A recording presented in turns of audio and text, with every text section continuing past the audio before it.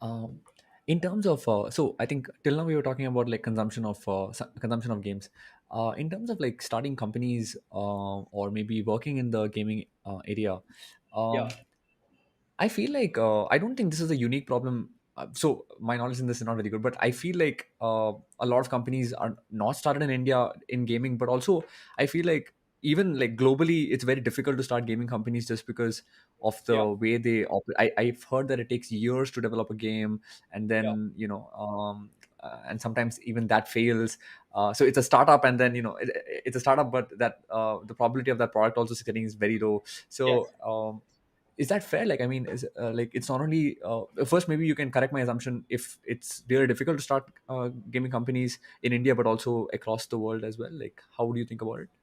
Yeah. So I think the way that I think about the gaming industry itself is we are in the business of really engaging customers and getting a share of their time that they spend on just indulging in things, right? So you are technically a form of entertainment which is competing against movies or books or reading or just working for that matter, right? So you're just competing for those pockets of time in a consumer's day, and you are hoping to do that in a much better fashion than your traditional social media or your traditional sort of linear content engagement by adding a layer of interactivity, right? So from a first principles perspective, that's how to sort of like think about it.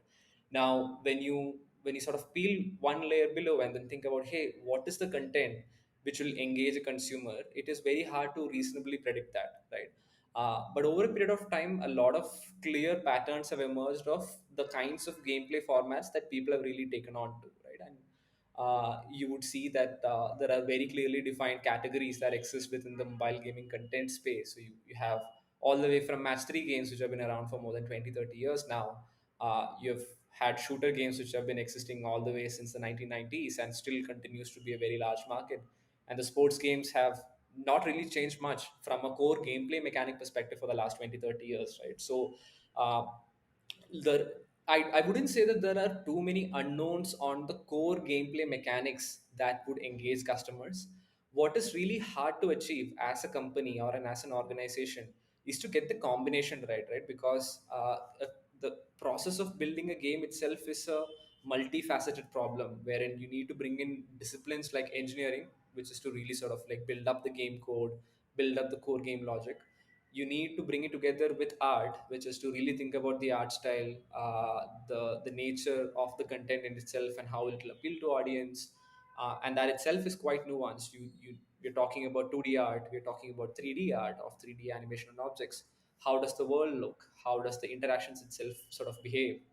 And then it all sorts of needs to come together in a game engine environment where the whole concept of your game code and your game assets come together, and then the rules of interactivity have to be defined. And it really doesn't stop there. That's just the complexity when it comes to production. Beyond that, there are multiple other levels of complexity, like how do I distribute this game, how do I get this game to the largest number of people possible, and how do I get at least a non-trivial percentage of them to spend enough money that I recoup my investment that gone into building and distributing this game, right? So it has all the challenges and complexities of building a traditional SaaS business, but the only difference being that you really don't know whether the content or the thing that you will make will be loved by the players, because player love is really hard to forecast before you actually have a game and put it out there. So you would see that a lot of game developers still have to rely on their intuition and best judgment on what is that right combination across all these three levers which will make a unique game product which will really move the needle for the customers, right? And that's a very hard thing to get right. And what ends up happening is people see this market opportunity, which is so many people play games. I think at this point of time, more than 2 billion people play games globally.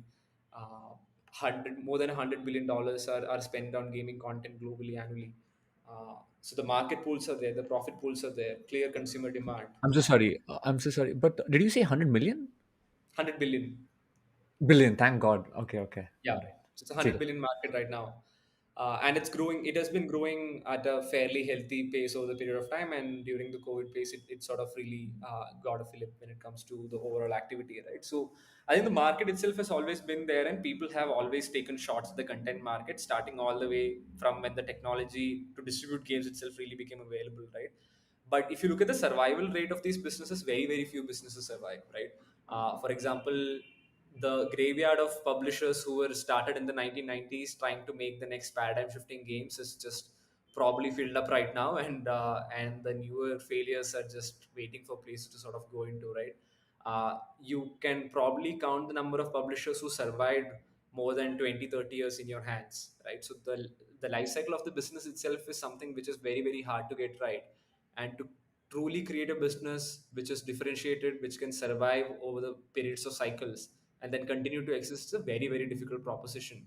And that really explains the failure rate of these businesses, right? Because you really don't know what will engage the customers. You don't know how the technology will shift. You don't know whether the product that you will make will find resonance with your core game audience, and you don't know whether they will pay.